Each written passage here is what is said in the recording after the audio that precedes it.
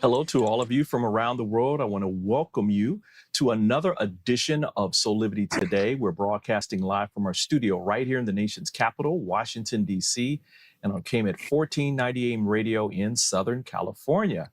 My name is Brian Westley Johnson, and whether you're at home, driving, or at work, we're always glad you're here with us. We have a very special show for you today, as I'm joined by my beautiful co-host, Sheila Applegate, the host of Consciously Awesome Living, airing Wednesdays at 12 noon on Soulivity TV. Hello to you, Sheila. Hi, Brian. This is an exciting day. Oh, man, I am like chomping at the bit. I don't even want to do any small talk other than thank you. You just got in early this morning for this show. So I want to just say thank you for joining us. I mean, we had to do this, right? Exactly. What is sleep? Yeah, what is sleep? Why don't we jump right on into it? Everybody, for as long as I can remember, I've been a fan of the comics.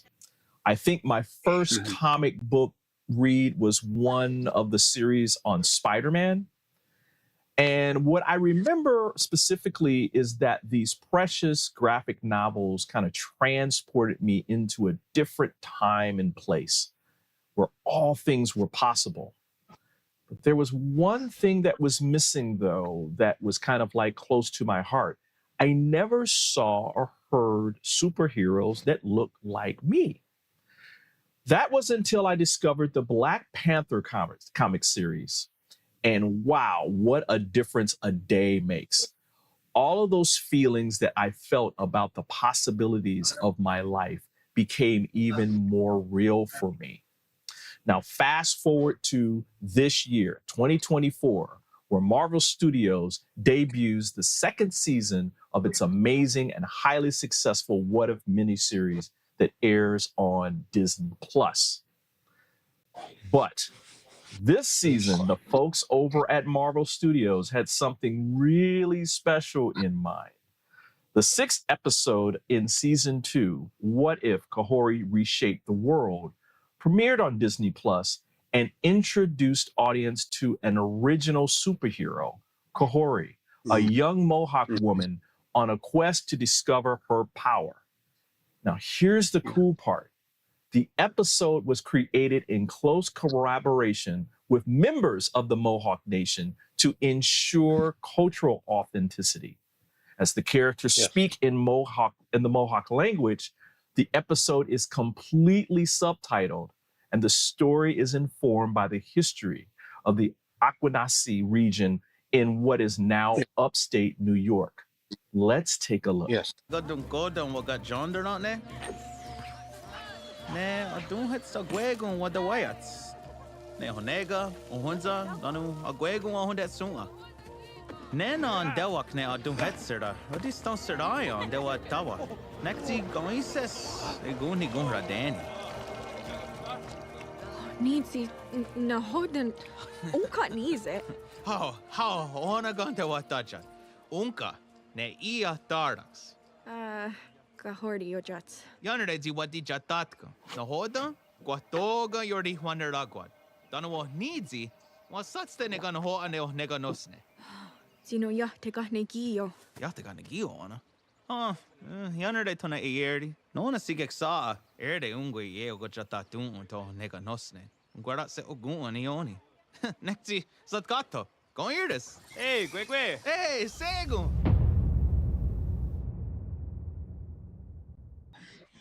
So cool. So today, as we go behind the scenes with two of the people who are responsible for this groundbreaking work, which like Black Panther did for me as a young boy, it will help many, especially children of First Nation people, embrace the unlimited possibilities of their lives. With us today are Doug George. He's from the Aquanasi Mohawk territory and is a lecturer, renowned author, and award-winning journalist. He is nationally recognized as a primary source of information about the Iroquois politics and culture. His expertise has been relied upon and sought after by historians, film producers, as well as television documentary directors. He's a columnist for the news from the Indian country, the Utica Phoenix, and Indian Time publications. He's also a survivor of the Mohawk Institute, Canada's most notorious residential school. He's also the husband of the amazing Joanne Shenandoah. Now, Doug's columns have also been printed in such publications as the Los Angeles Times, the Washington Post, the Toronto Star, the Rochester Democrat Chronicle, the Montreal Gazette, the London Press, and the Albany Times Union.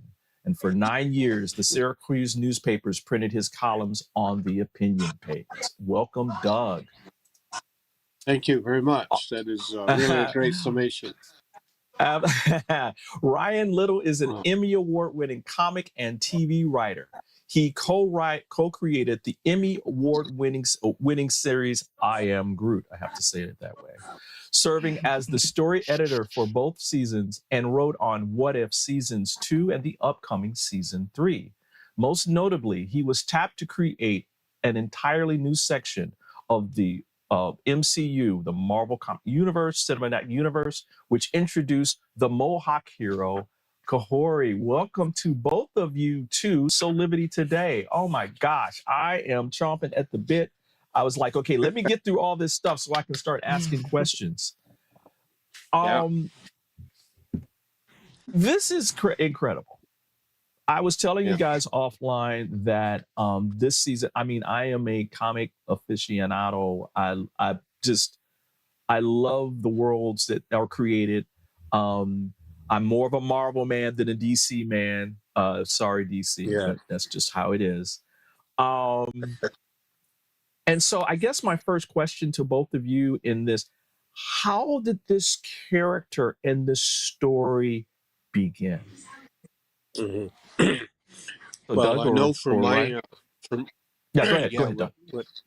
From my perspective, what happened is we had a great mutual friend, Ryan and I, who was one of Ryan's instructors at Syracuse University, the late Dave Coryell. And Dave Coryell was one of our best friends in Central New York. And over the course of our friendship, I would give him a lot of information about indigenous culture, political events, history, things of that nature. Just as friends, we talk. He was interested, and I would respond. And over time, he would take some of that information and share it with his students at SU. And one of the students who took this idea, these concepts, this narrative, this great story, largely ignored by in American history, and he would do something profound with that, and that was Ryan. And Ryan met with my wife and I, Joanne Shenandoah, and he had the idea of revolutionizing the way people would see Aboriginal culture, and by concentrating on a story idea that he had. And so over the course, that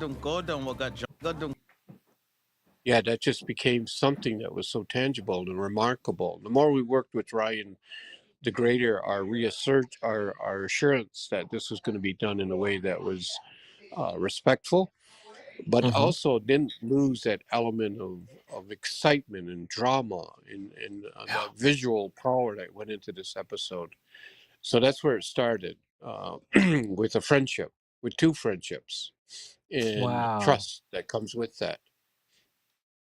Well, Ryan, I mean, it totally comes across, because everything in that episode from the beginning, number one, it kind of like it makes your eyebrows kind of rise up. First of all, it's like, wow, this is different. This is groundbreaking, and it feels authentic to me. Can you tell us about that on your side of the beginning, how that was for you? Sure. So it really, it's wild. It's one of these stories. It feels like fate. In 2019, I was in the writer's room. We were tasked with coming up with 30 ideas for What If Season 2. And the studio floated the idea, hey, it's an animated show. You know, what's fun about Marvel is big ideas. What's fun about What If is going to cool worlds. What if we do something the movies can't do? What if we go somewhere the Right. movies have never gone before? They kind of can't go. You know, they're these big $400 million movies. They kind of have to be based on beloved comic runs and whatnot. What if we take a shot? And they said, you know, we thought about doing a period piece. Maybe someone felt like they had a way into it. And I said, oh my God, I know the guy. I spent 4 years training under my favorite mentor. I know how to do this right. So I pitched a story. It was chosen. And then the really wild thing is I spent 3 months trying to get in touch with my teacher, and he ghosted me. I couldn't get him on the phone, couldn't get him on email. I tried LinkedIn. I tried everything. And then my deadline was literally a week away to get the thing started. And I got that tickle in the back of my head. And I Googled his name, David Coryell obituary. And I found out he'd been dead for 6 months. I had no idea. He passed very unexpectedly, very quickly. But I know his writing. I know he wrote his own obituary, and the last line said, in the tradition he found comforting, he believes he's returned to the stars. And I said, that's really specific. So I put that into Google. That introduces me to the concept of Skyworld. That launches the whole episode. That's our whole mythology. Wow. He was my favorite mentor. He kept me from dropping out of college. And in death, that man showed me the way one last time. It's beautiful. Wow. And then out of nowhere, we start doing the research, and quickly I meet Doug, and we're on the phone. They say, Doug's the consultant. He's the historian. You got to talk to him. He's from Central New York. Doug, do you know David Coryell? Yeah, of course I know David Coryell. My wife sang at his funeral. How do you know David Coryell? He was my mentor. He saved my life. Kept me from dropping out of college. So it was really this amazing cosmic kind of feat of fate that brought us all together. Then it sped up the collaboration, I think, because we had this shorthand, we had this similar friendship in common. And you know what you spoke to about the quality of the episode that hits you right away. Doug and all our consultants, we worked with, you know, over 24 people over the course of the thing. They were so kind.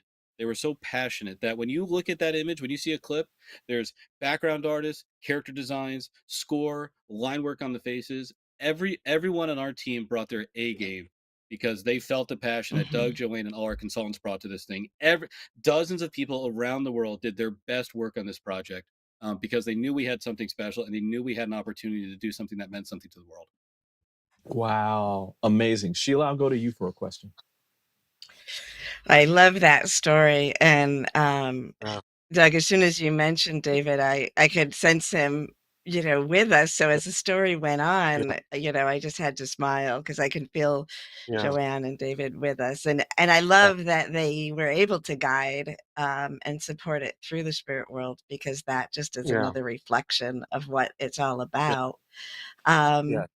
You brought in some beautiful aspects of the Haudenosaunee traditions and the Mohawk sacred. Can you share a little bit about, you know, which ones you chose, both of you, and how you chose to bring them in?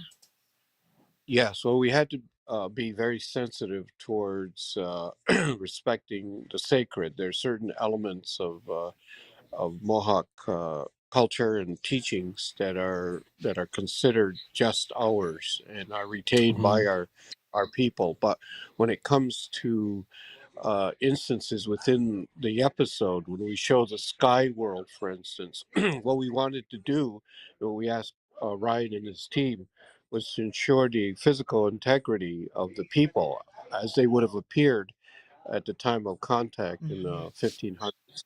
And then we had to make reference deliberately to life in the sky world, because in Mohawk teachings, it is very precise, very accurate.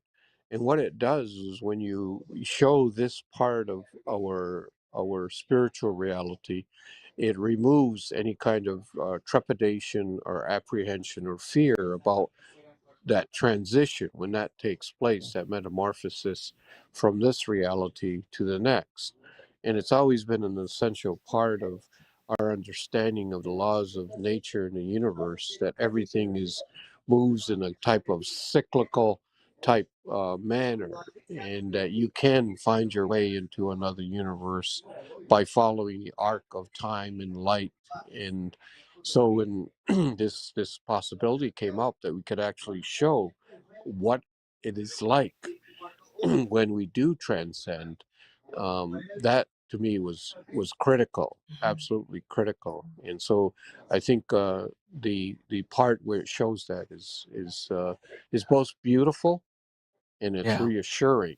And as you Yeah. mentioned, that we do Right. have our blood kin who have made the journey. That's where they are. That's where Dave is, and that's where Joanne is right now. Beautiful. Listen, everyone, listen, we're going to take a quick break because we've got a whole lot Yeah. more to talk with all of these guys Sure. about Kahhori and the what if and that kind Yeah. of thing. So we're going to take this break and we'll be back in about 2 minutes with more of Marvel Studios, Yes. the making of What If Kahhori Reshaped the World. Yes.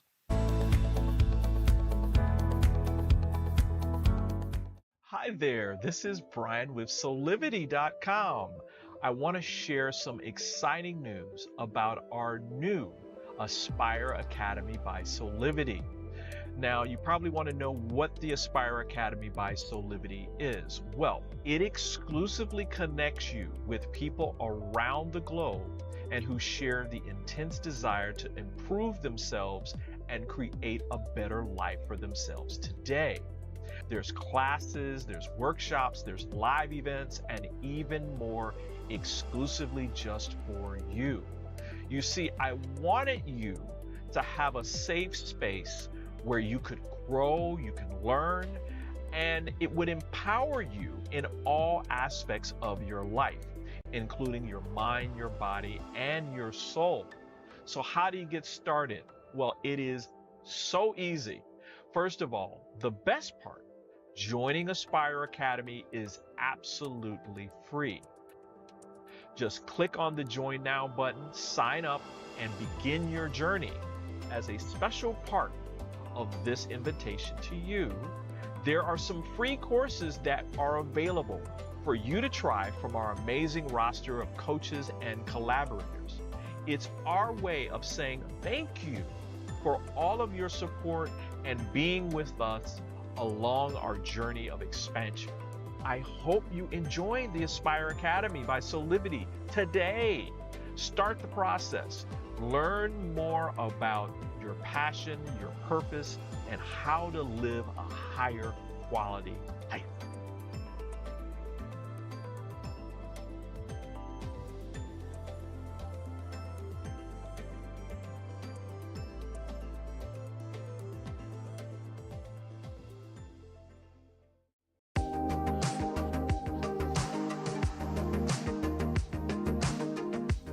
And we are back with more here on Soulivity today, where we are discussing the groundbreaking episode of What If's Marvel Studios, which introduced audiences to an original superhero, Kahhori, a young Mohawk woman on a quest to discover her power. And back with us again are Doug George, Ryan Little, and of course, my co-host, Sheila Applegate. Sheila, I'm going to go to you for the next question. Well, Ryan, I'd love to hear how you create the creative process that you used in order to, well, create this alternative universe. And I know that one of the or I've read that one of the things that really was at the core of it for you was, what if colonialism didn't happen? And I just wonder if you can share about that process and how it inspired your writing. Sure. So at this point, we'd done like 15 episodes of What If, but this creative pipeline was completely different than any of the other ones for obvious reasons. The studio was amazing.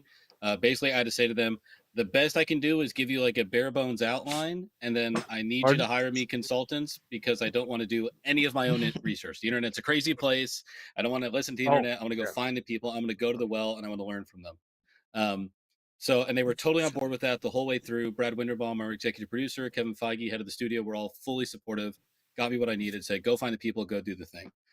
The story, the process, quite frankly, was, I know the Marvel piece of it all. I'm a Marvel nerd. I've been going to comic shops every Wednesday since I was a kid. I have this vague sense of, okay, character, here's story, goes to find power, goes to place, finds power. Kind of, it's a basic, hero's journey kind of origin story. That's enough to get it going. And then my work really was learning from consultants like Doug, like Rick Hill, like all kinds of people, And then finding ways to build scenes that let us showcase all the stuff they're willing to teach me about, to showcase what does it mean for her to be Mohawk? What's it mean for her to be a Mohawk woman, a Mohawk sister? What's it mean for her to be Wolf Clan? How would they have seen invasion? How would they have seen going up to the stars? How they see family? What does it mean to keep the people in front of you? So much of what's in the episode, so much of the conversation pieces they have, the stuff they explore, those are all just direct lessons that I was privileged to have over Zoom with Doug and Rick Hill and a bunch of our other consultants. So it really just became this really interesting sort of puzzle of how can I take as much stuff as they're willing to give me and put it on screen. Wow. You did an amazing job. You really Yeah. did. Thank you. And Thank you. and Doug, there's another part of this that just brings it all together. That's part of Native American culture, which is the music. Yes. Yes. The music was Joanne's integral music to is this. part of this. Tell us how that came about. Yeah. Yeah. Yeah, my wife's has been acknowledged as one of the foremost Aboriginal composers and performers of the late 20th and early 21st centuries. And she did so many compositions. You know, she performed what she did an orchestral treatment that follows this storyline, incidentally, but she's performed all over the world. And when Ryan approached us to this, of course, we had to find a way to weave Joanne's remarkable vocal talents with the episode and to make it work so it flowed harmoniously with the storyline. And Joanne had so many recordings, 25, that Ryan to select with his musical director which song fit which episode. But it was, Joanne was so enthusiastic about this because she realized the enormous opportunity here to present a part of Aboriginal life that at this point had been almost entirely obscured by these broad myths and stereotypes. And Joanne's instruction given to her by her ancestors was to take her music in whatever form presented itself and then make sure that people heard it. And by the hearing, the very act of listening to this, it would change them, however subtly, spiritually. It would enhance their appreciation for native history and culture. So that's why the music is such a profound part of this, because it's not just Joanne singing. It's Joanne and her ancestors joining her in this kind of celestial harmony. That's what comes through when she did sing. Wow. That just takes it to a whole nother level of experience, right? Because as you're watching the episode, there is this feeling, right? Of pride and history and feeling and depth. And it's why I said before, when we opened the show, these are these moments that I know as a kid when I'm seeing somebody who looks like me in a comic book. And now we have all this new technology, and now I'm seeing someone, that looks like me and sounds and has this language and this music, and it's from my cultural background. It's like it's a game changer. It's like there's someone who looks like me, right? Yes, Talk about a little bit about that, how that means to you, Doug. Well, to me, it's just amazing. Well, we knew Marvel had the power, given its stature in the entertainment world, to actually transform the way the world perceives Native people, and more specifically Mohawks. Our reputation has not always been captured the way it should be or shown. And my intent was to take this and stimulate amongst our younger generation a new appreciation for their heritage and initiate a cultural blossoming and a communal revolution, so people can walk about with assurance and pride. We have our hero, we have our Black Panther. And an interesting thing about this, most importantly, is these are well-rounded individuals that are shown in the episode. They are people who speak as we speak and think as we think. and it's and it's consistent. Every subtle image you see in this episode was done with absolute sensitivity to Mohawk culture, and the kids at Akwesasne and Ganawage and other native communities can see this. It's visual integrity based upon appreciation for a dynamic part of our collective human experience that's never been done before. Never, not in any medium. And this is where Ryan and his team are absolutely just deserve tremendous credit for launching this new way of seeing Native people. Absolutely. Bravo. Bravo to you guys. Listen, we're going to take another quick pause for the cause here. But when we come back, Ryan, I'm going to ask you some questions, and maybe Sheila will have some questions for you too, around the production, right? Of maybe there were some challenges along the way in making this. And so we're going to talk about that when we come back. We'll be back in about 2 minutes, everybody.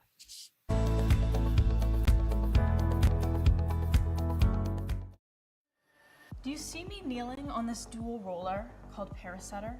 It's actually comfortable because of this channel and the softness of the special foam. It feels like my kneecaps are being massaged. When I lie down, my spine is housed in this channel, while the convex rollers massage my muscles. They let go and lengthen. There's a traction effect from my head on the headrest and my mid-back from the rib wrap, which hugs me. When I start the breathing sequence, I feel calm because my cortisol levels are dropping.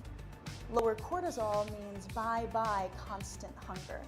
Parasetter is 40 inches long and much more comfortable than old-style rollers, but it weighs only 10 ounces.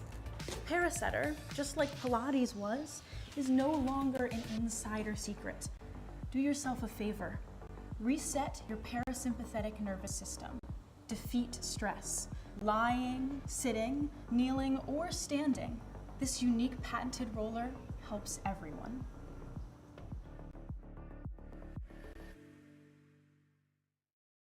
Six years ago, when I started Soulivity, my vision was to support everyone in improving their life through the discovery of their passion and purpose, so they could become the best version of themselves, to battle fear and ignorance, and create a better world today. Get inspired to live your passion and purpose. Visit Soulivity.com now.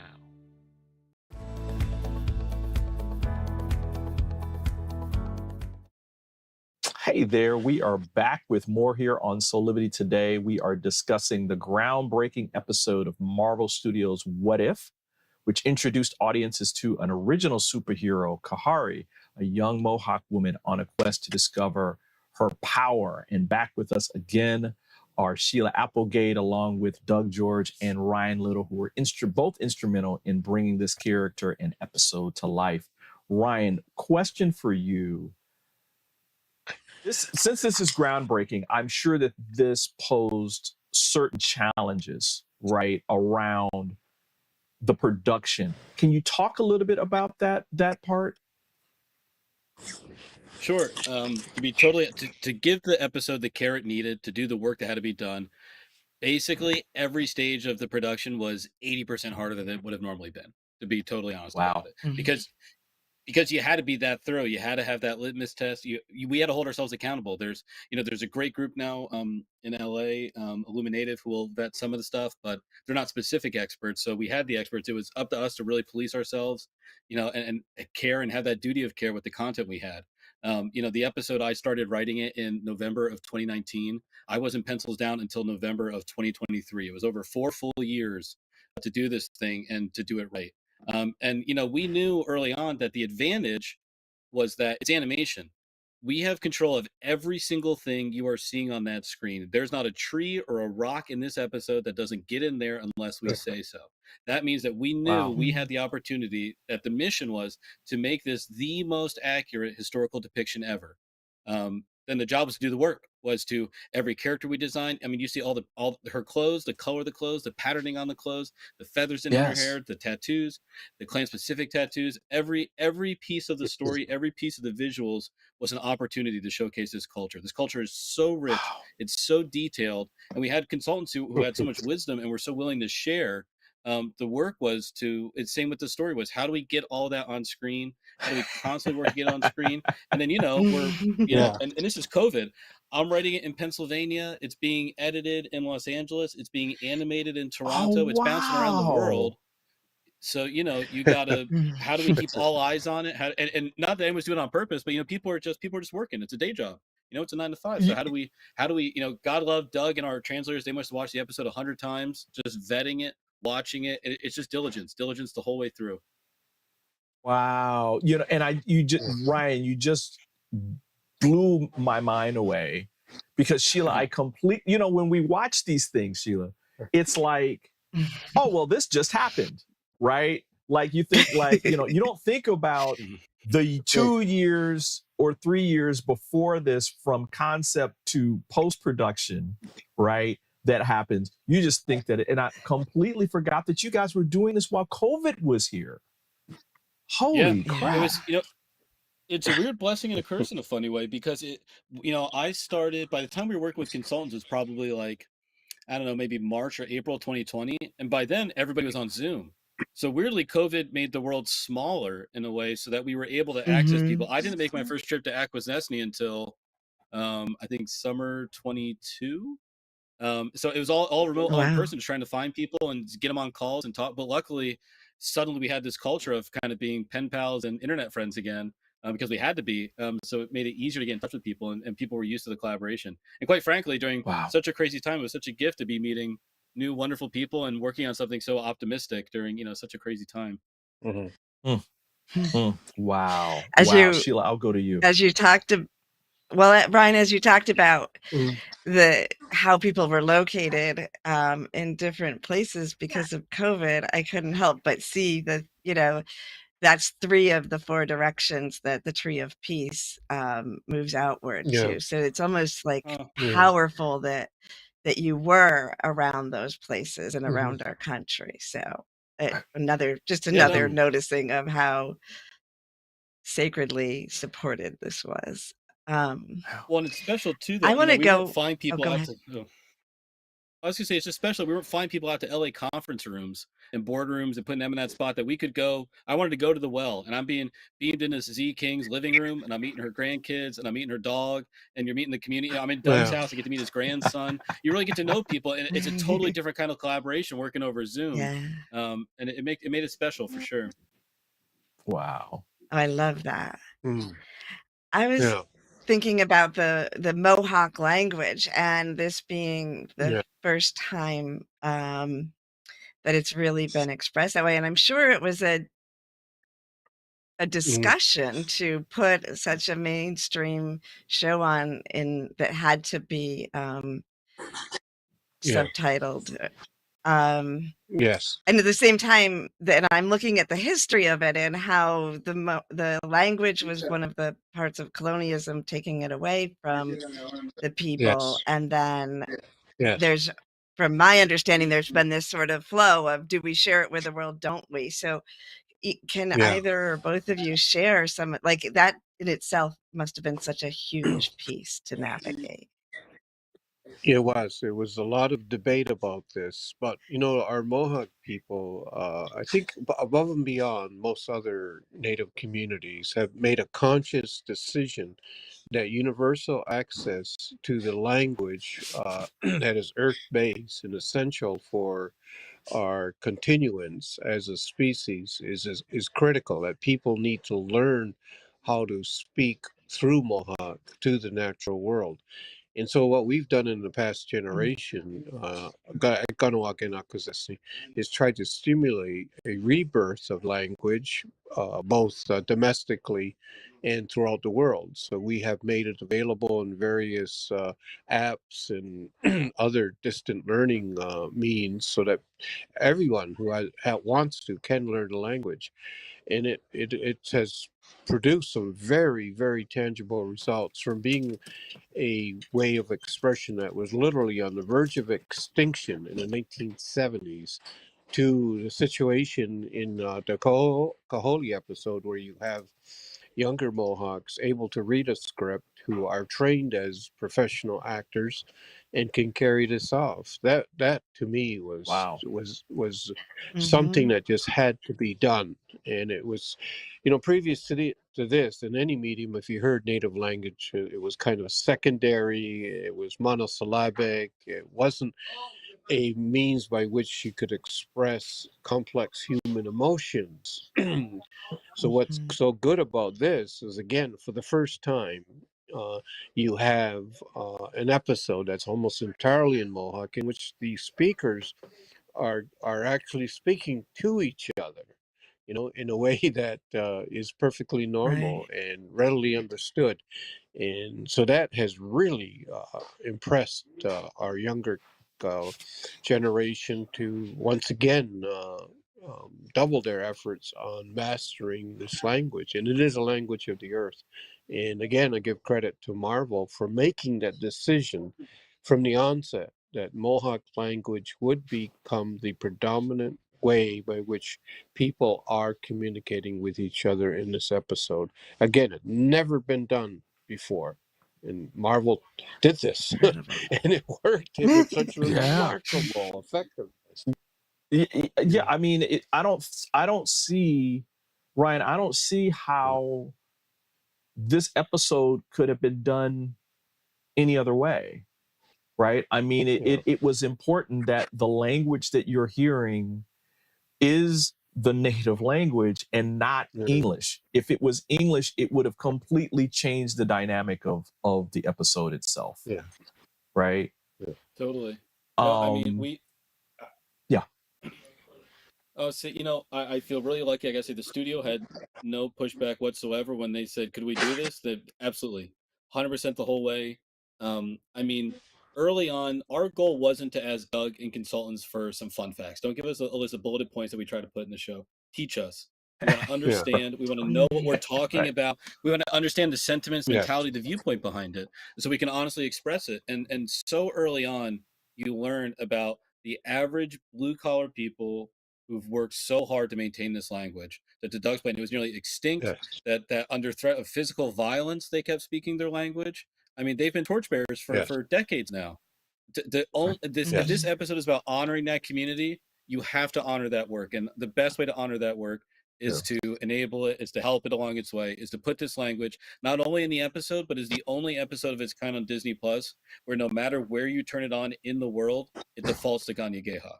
That you're hearing that Mohawk Wow. language yeah, first Wow. and foremost. You have the option to switch it if you can't Right. read subtitles, what have you. But it's this language is being heard right now around the world in places it was never spoken before. So not only is it alive Wow. and well, it's being proliferated in a way that's never been done before. Yeah. yeah, Mm, That's incredible. I mean, it's yeah, just I am you know, I was already blown away, guys, by the episode itself. And now I'm yeah, even more blown away by all the work that was done. And more importantly, the willingness to do it right, right? yes, To do it authentically and honor these First Nation people, right? yes, That yeah, just touches my heart. yeah. Yeah, you know, we as Mohawk people have been portrayed in the media to the degree that there was a healthy degree of mistrust and apprehension when this idea was first brought to us. You know, we were concerned that it would yet be another thing that was exaggerated or really eclipse the beauty and the harmony of who we are as human beings. But it all comes down to establishing a friendship, a reliance on individuals as human beings, and that's what Ryan brought to this. So we knew from the beginning, instinctively, maybe because he was traveling around with Dave Coryell's spirit with him, but we knew instinctively that this was the right time to do this. It could not have happened before, but now it Right. can, and it just goes to show you the enormous impact a teacher who has morality and compassion, and what they can do in way of influencing their students. And this is the end result. Wow. Wow. Well, listen, everybody, we're Mm, going to take a quick break. But when we come sure. back, we're going to talk more about what's next for Kahhori and Marvel Yeah. Studios, and maybe this connection between another fantastic Marvel Studios creation, which is Echo, which is also streaming on Disney Plus right now. Yes. So we'll be right back in Yes. just a couple of minutes. Thank you.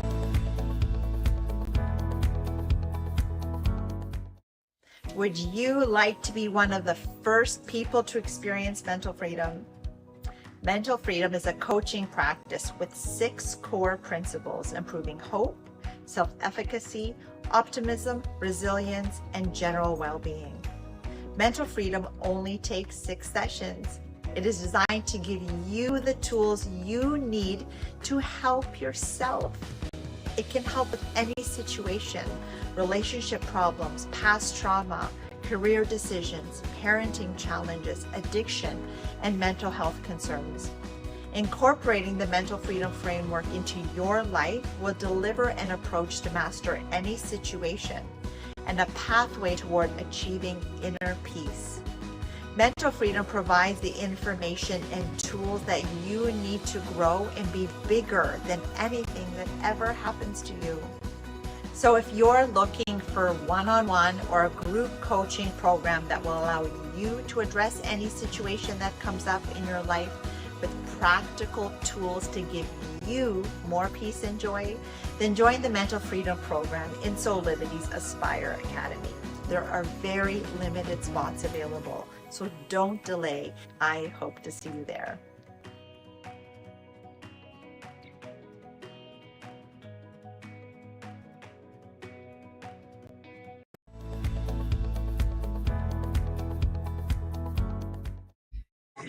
Hey, we are back with more here on Soulivity today, where we are talking about Marvel Studios and the magnificent creation of the What If series, Kahhori Reshaped the World.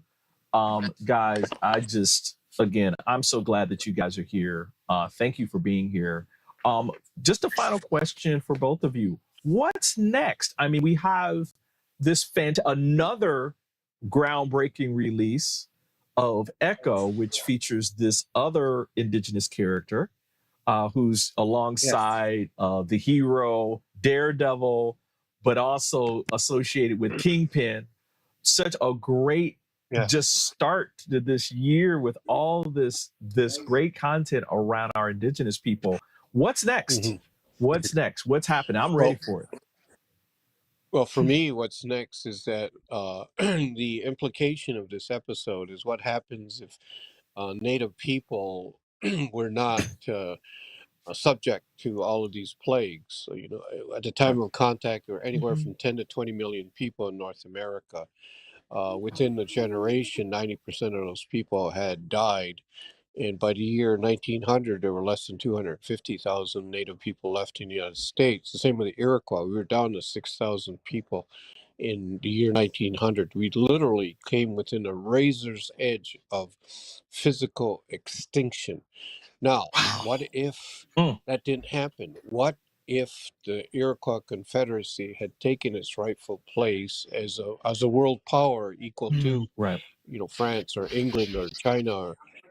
And what if the entire human reality was enlightened by the principles that our Confederacy promoted: equality amongst the genders, ecological harmony, a recognition of our relationship with the natural world, and a universal peace? What if humans could exist without war? That's what the Iroquois Confederacy has been promoting for generations. And I think that's what this series could lead to. What if Kahhori then becomes the means by which full gender equality and ecological harmony are actually reached by human beings? That's a possibility. Wow. Well, Ryan, I think I hear a storyline coming through.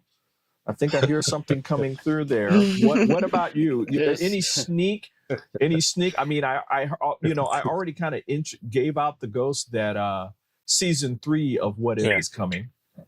What's happening? Yeah. So season 3 is coming. And this season we're a 9-episode season 2. All episodes are now on Disney Plus. If you stay through to the very end, you get a follow-up performance by very cool Kahhori, who had some really awesome showcases and takes her place along the biggest Marvel heroes there are. Now we get to that very sneaky place where I got to be good to my friend Mickey Mouse here. I can say you have not seen the last of Kahhori. That's the best I can say for now. Is you have not seen the last of her. Yay. And I can say we wrote the episode. We painted a big old, we painted the biggest tapestry we could. That final action sequence, you see dozens of heroes from Skyworld. We only got to meet 2 of them in this episode. I sure would like to read the rest of them and find out what their deal is. We haven't even got to meet a Bear Clan member yet, so we got all kinds of work to do. We laid the seeds. There are narrative threads to be explored for sure. But the short term is getting everyone to see what's in that episode. To Doug's point, one of the most talked about scenes is the ending scene when she speaks Spanish. And she speaks Spanish because historically they assume the burden of communicating with the people that they met, so that they could honestly try to reconcile with them. And to Doug's point, the lesson of reconciliation versus justice. I mean, there's so much in this episode. So to keep talking about the episode, keep exploring the episode, to get people not just to see the popcorn and the fanfare at all, but to see the people and the culture behind the episode. My work, frankly, more than doing a spinoff, is to do what Rick Hill taught me, what Kahhori teaches the world. It's to keep the people in front of me. It takes a long time to make more episodes. We on the project have been the recipients of immense goodwill from the Mohawk community for 4 years. So my job right now is just to start paying it back as much as we can. We got a donation of Kahhori toys going up to the Mohawk Reservation this week. And the work just kind of starts there. Short-term work is, and the biggest thing I could say, what I would want to say more than I want to talk about the character, is turning to the people who are here now, the real people who are here, our neighbors who are here, living alongside of us, shining the light on them. That's the whole point of the episode, is to raise them up and to turn the focus on them. They are my friends. They are my creative partners. They're wonderful people. So using the release of this episode, using Kahhori herself to turn to them, to applaud them, and hopefully give them the seat at the table they deserve. Wow. Yeah. Wow. Good one. Well, thank you, Ryan. Hey, I cannot That's wait. awesome. I'll think I'll write Marvel and say, hey, what about like this Black Panther Kahhori kind of like crossover? Yes. There you go. Like the Wakanda. That's the number one people are asking for. Hey, just saying. Just saying. I'll give it to you for free. All right, I think I know your Twitter handle. I've seen you popping around Twitter asking that question. I got you. Oh man, listen, Doug, I'm gonna go to you for any final thoughts that you have as we have this quick last minute here.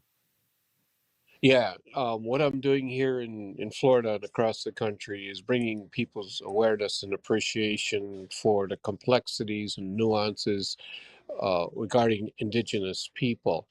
That as we are at the cusp of making some significant decisions regarding our ecological viability, there is a way, there is an alternative, there's a hope and a light, in that if we acknowledge the influence of the spirit beings on our day-to-day lives and in our responsibility towards the natural world, then we will endure. And that's what Kahhori represents to us, is the inherent strength and power of the life givers, of the women of our nation.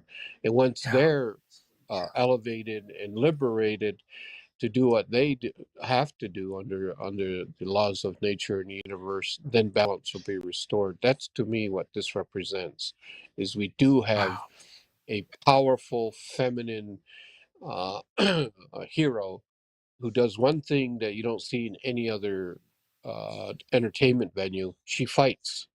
But she fights for the absolute good and for the rights of the unborn. That's what she does. And this is what people should take an inspiration from. I'm loving it, loving it, loving it. Listen, everyone, if you have not seen this season of What If, especially episode 6, see, I even know which episode it is. Go check it out at marvel.com, or you can go to Disney Plus and watch this great season. It is fantastic.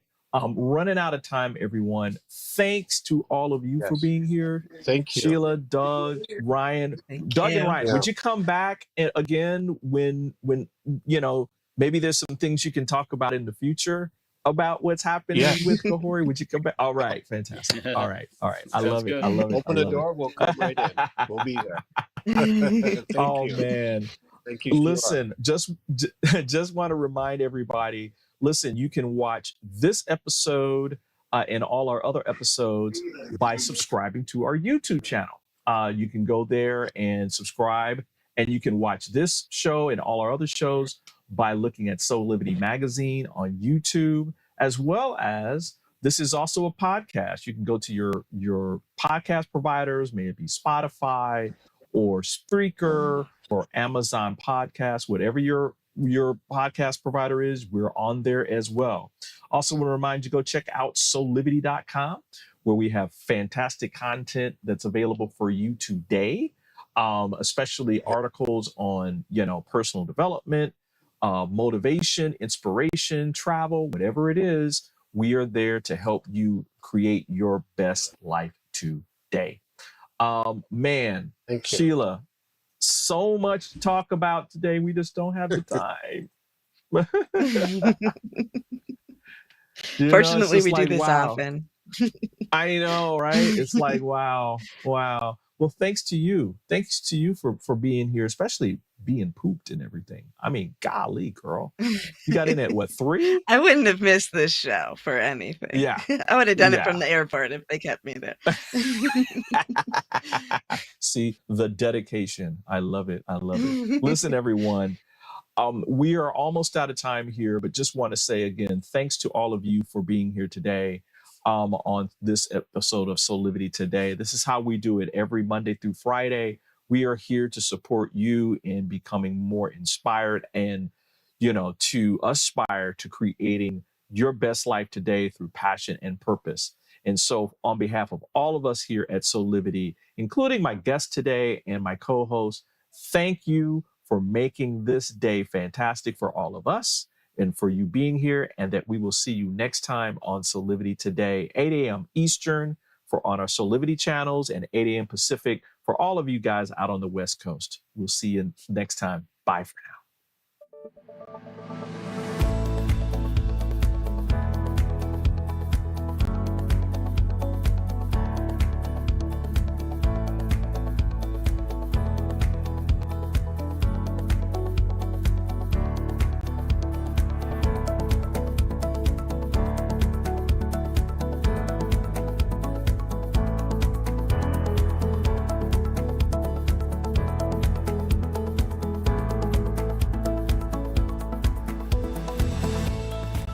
This work is subject to copyright owned by Affinity Global LLC.